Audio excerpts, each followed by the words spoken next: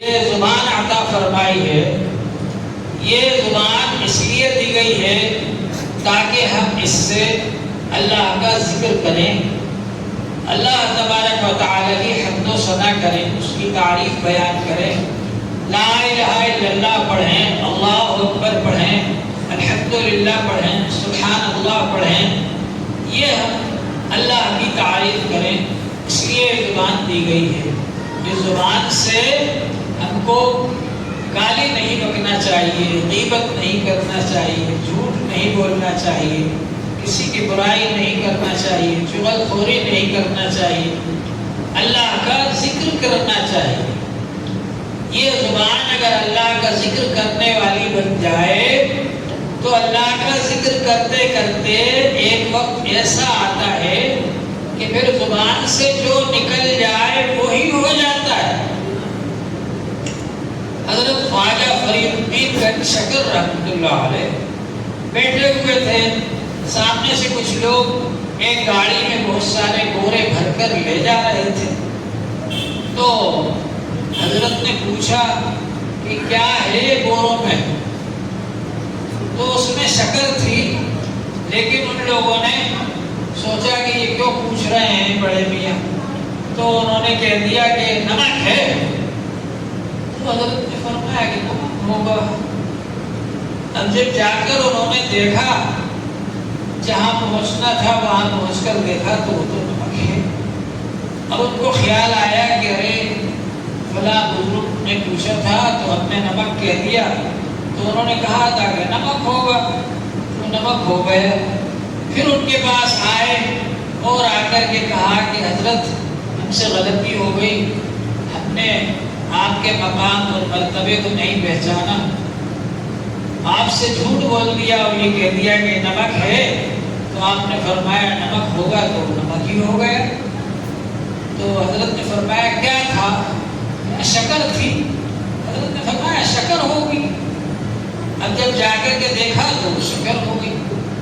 تو اللہ تعالیٰ ایسی تاثیر عطا فرما دیتے ہیں زبان میں، اگر اس زبان کو بچایا جائے کفر اور شرک سے، گناہوں کے کاموں سے، جھوٹ بولنے سے، غیبت کرنے سے، چغل خوری کرنے سے، اور اللہ کا ذکر کیا جائے۔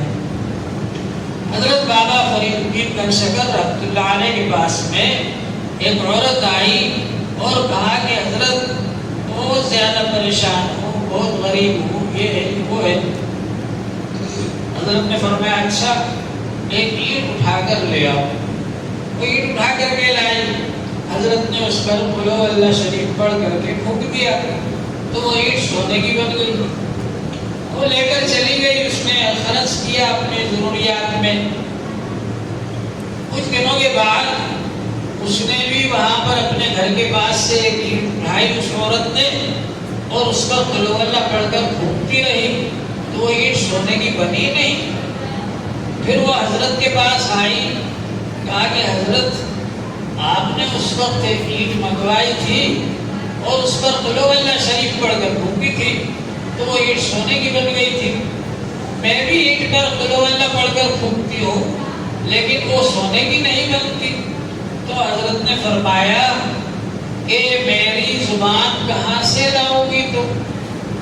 تو اللہ والے جو اللہ کا ذکر کرتے ہیں تو اللہ تعالیٰ ان کی زبان میں بڑی تاثیر عطا فرما دیتے ہیں۔ انسان اگر اللہ کا ذکر کرے تو ذکر کی برکت سے اس کی زبان میں بھی تاثیر پیدا ہو جاتی ہے۔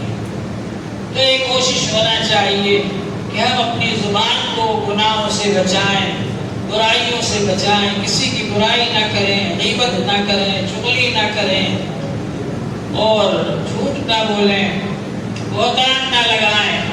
ہر ایسی چیز سے اپنی زبان کو بچانا چاہیے اور اللہ کے ذکر میں مشغول رکھنا چاہیے۔